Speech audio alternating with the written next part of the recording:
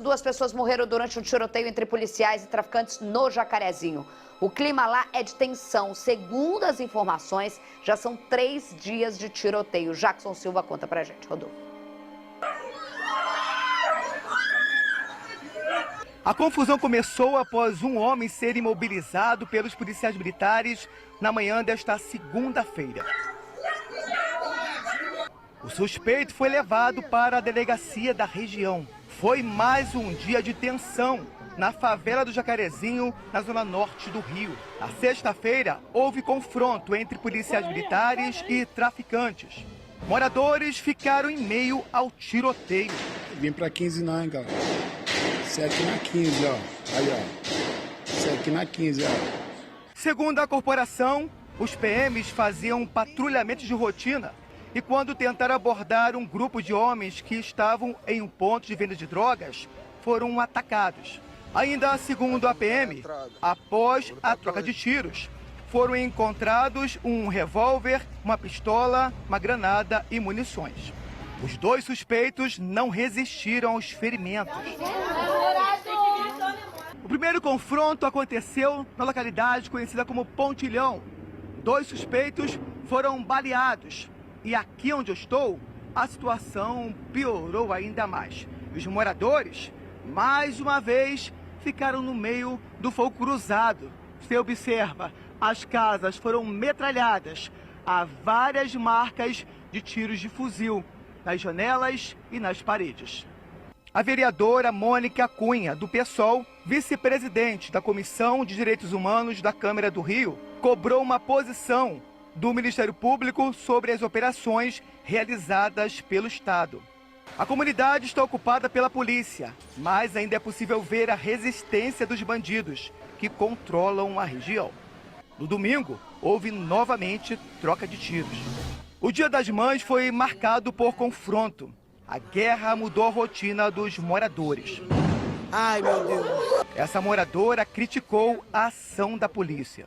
Ontem eu estava na casa do meu filho, lá em São Gonçalo. Quando eu cheguei, encontrei meu portão aberto, minha porta da sala aberta, minhas coisas toda revirada e aquela pulação que estava eles pulando o muro do lado de casa para atrás da casa da gente. Nesta segunda-feira, veículos blindados estavam em pontos estratégicos. Mas para quem mora aqui, ainda sonha com um dia de paz. Muito tiro, moço. Aqui tá uma face de guerra. Aqui tá precisando de socorro, que o Jacaré tá precisando. Eu vou ao vivo agora para saber como está a situação nesse momento com o Jackson Silva, direto lá da comunidade, que tem mais informações pra gente. Cadê o Jackson? Tá aqui na tela já? Jackson, boa tarde para você. Quando a gente vê parte do comércio aberto, a gente já tenta uma normalidade. Mas não tá sendo assim nos últimos dias, né? Boa tarde. Olá, Isabelle Benito.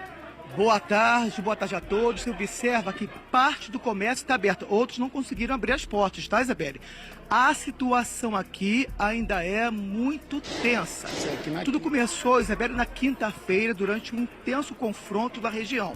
Na sexta-feira, a situação piorou ainda mais, porque 2 suspeitos foram baleados. Esses traficantes, segundo informações da polícia, imbuíram alguns moradores que fizeram um protesto e aí houve represália contra a base da polícia, que fica logo ali na esquina.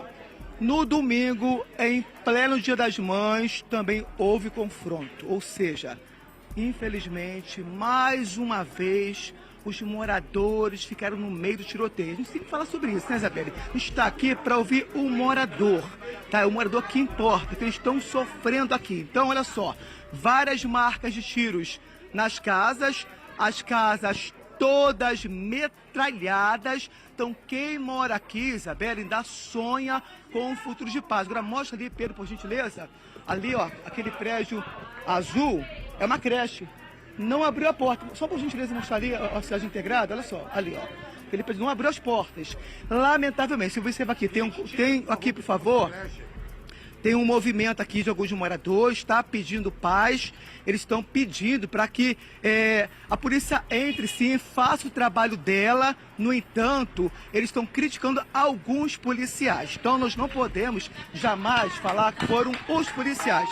Infelizmente, alguns policiais, segundo os moradores, entraram nas casas e teriam revirado algumas casas. Mas, segundo a Polícia Militar, ela vai verificar o que de fato aconteceu. A gente observa os moradores pedindo a paz, que segundo eles, essa paz ainda não chegou. Agora mostra lá, por favor, aquele prédio azul.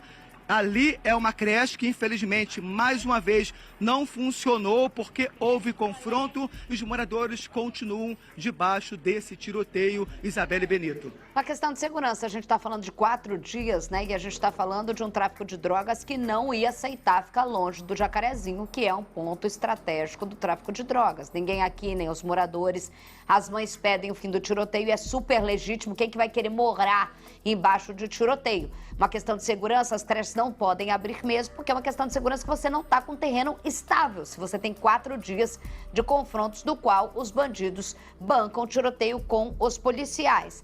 Uma coisa importante, ali no protesto que está atrás do Jackson, elas dizem que não são contra a atuação dos policiais, que já estão há mais de um ano, se eu não me engano, dentro da comunidade. Mas em relação a algumas atitudes pontuais de policiais. E isso não é novidade. Mas que eu me lembre, dentro do Jacarezinho, se não tem, tinha ou até mesmo é um trabalho especial da PM e do próprio secretário, que não mudou, de um trabalho muito intenso de corregedoria, ou seja, que quem tiver casa invadida, outros casos aconteceram, que denuncia essa corregedoria, já que, mais do que em qualquer outra favela, o Jacarezinho é onde a polícia de proximidade deve mais funcionar e o morador não pode ter essa desconfiança ou ser maltratado pela polícia, Bárcia. Exatamente, né? E o caminho é a corregedoria. O caminho é a corregedoria, né? Se houve realmente isso, né? Eu sempre vou defender a atuação da polícia para levar ali a lei para aquela comunidade, levar a ordem para aquela comunidade, levar a dignidade para aquela comunidade, né? E o que não autoriza jamais excessos, justamente contra as maiores vítimas da violência, que são os moradores daquela comunidade, né? Quando a polícia entra na comunidade, ela tem que saber que as maiores vítimas da violência são os moradores daquela comunidade. O Carregosa falou semana passada uma frase que eu vou levar para a vida: autoridade, mas não autoritarismo. São coisas completamente diferentes. E aqui no Brasil, muitas vezes, se confunde isso, né? A pessoa se confunde, a pessoa combate ali a autoridade como se estivesse combatendo o autoritarismo e o contrário da mesma forma. Então isso não autoriza você cometer excessos, né? Muito pelo contrário, até porque aí você só reforça aquela narrativa, né, que a gente quer aqui lutar contra, né? Então importante demais sempre. O trabalho da corregedoria é um trabalho muito importante, sabe? Claro que é, né? Porque a polícia é sempre a força armada do Estado, então o trabalho da corregedoria é um trabalho muito importante, que é o que controla ali essa força armada do Estado. Se houve excesso mesmo, eles têm que ser apurados. O que não tira a legitimidade das operações dentro de uma comunidade que ainda é subjugada, que ainda é dominada por uma facção criminosa extremamente violenta. E que não ia aceitar ficar fora. Não ia aceitar, claro que não. Ô, Jackson, tá com o dedinho levantado, aproveite seu dedinho levantado, porque tem uma imagem que a gente não conseguiu identificar aqui, de uma mobilização de policiais em torno de alguém que tá caído no chão. Que imagem é essa, você sabe? Sim, Isabelle. Um homem, que teria resistido, segundo a Polícia Militar. Esse homem resistiu à abordagem da tropa de elite da Polícia Militar. Homens do BOP falaram com ele e aí ele teria resistido a essa abordagem. Por isso, ele foi imobilizado e levado para a delegacia. Já segundo os moradores, o BOP chegou com truculência, né? Segundo os moradores, Isabelle Benito, e teria jogado este homem no chão. Agora, com relação a esta comunidade, a gente conhece aqui durante muito tempo. Lamentavelmente, teve também uma UPP, você cansou de falar sobre isso. Infelizmente, esses moradores foram vítimas também desse projeto. Um projeto muito bonito, muito bacana, mas infelizmente não deu certo. Então, imagina só, houve uma ação policial, a polícia entrou, mas cadê o serviço social? Não teve serviço social. Então, o que os moradores querem é isso, é um serviço social. que entre não só a polícia, não só a segurança, mas também os serviços sociais, todos. Então, por isso estão aqui, ó, fazendo esse protesto, pedindo, né, para que entre também outras empresas, né, para que possam representar também os serviços sociais para esses moradores, Isabelle Benito.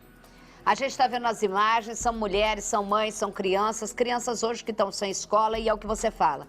Diante de qualquer dinâmica como essa, o terreno instável, quem mais perde é o morador, é a mãe, é o pequeno comerciante. O grande traficante da história, o grande traficante pode nem estar na comunidade, mas a gente sabia que não ia aceitar ficar de fora. Jacarezinho é um ponto importante para essa facção. Por quê, Rafael Bárcia?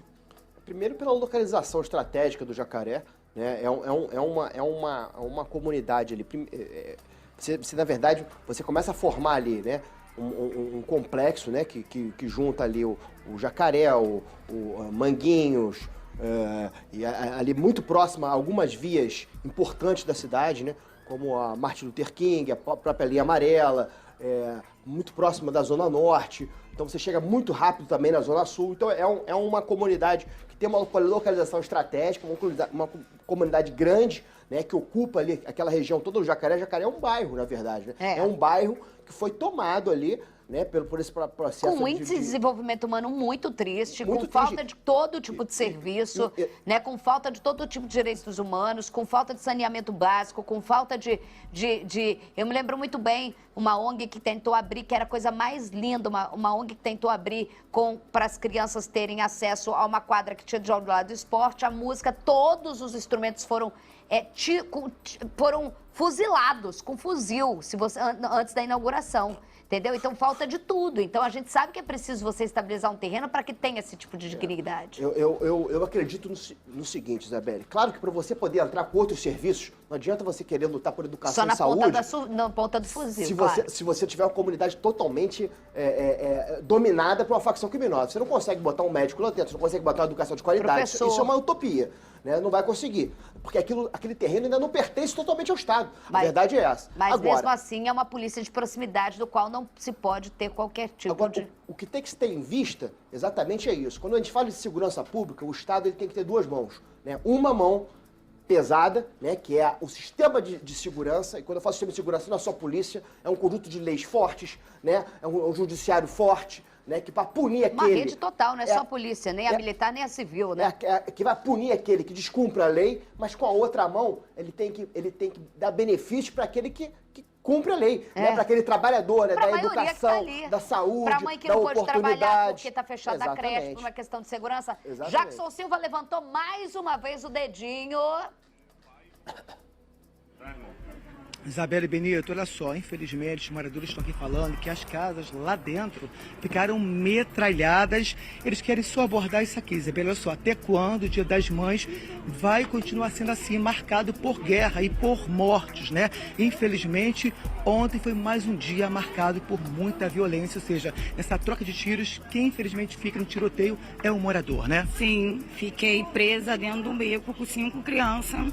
7 horas da noite, quando eu fui ligar minha churrasqueira para poder fazer o churrasco para meus filhos almoçar, não deu, eles não comeram, eles comeram arroz, farofa e a maionese que eu fiz só. Porque a carne mesmo, que fosse para poder ligar a churrasqueira, ou liga a churrasqueira ou morre. Entendeu? A situação tá braba, nós está pedindo socorro. Essa é a realidade de quem vive aqui. Algumas pessoas não conseguiram entrar na comunidade desde sexta-feira, ficaram no trabalho e só depois conseguiram entrar na comunidade por causa desse intenso confronto. E eu volto com você, Isabelle Benito. Que realidade horrorosa que a gente sempre debate aqui, uma realidade triste demais, no qual a gente estava aqui perguntando, eu e Bárcia, e aí, qual foi o presente que você comprou? E aí, o que você ganhou? Esses moradores não conseguiram retornar para suas casas, uma realidade tão diferente numa mesma cidade, com várias cidades. É muito, muito triste o depoimento dela, muito triste.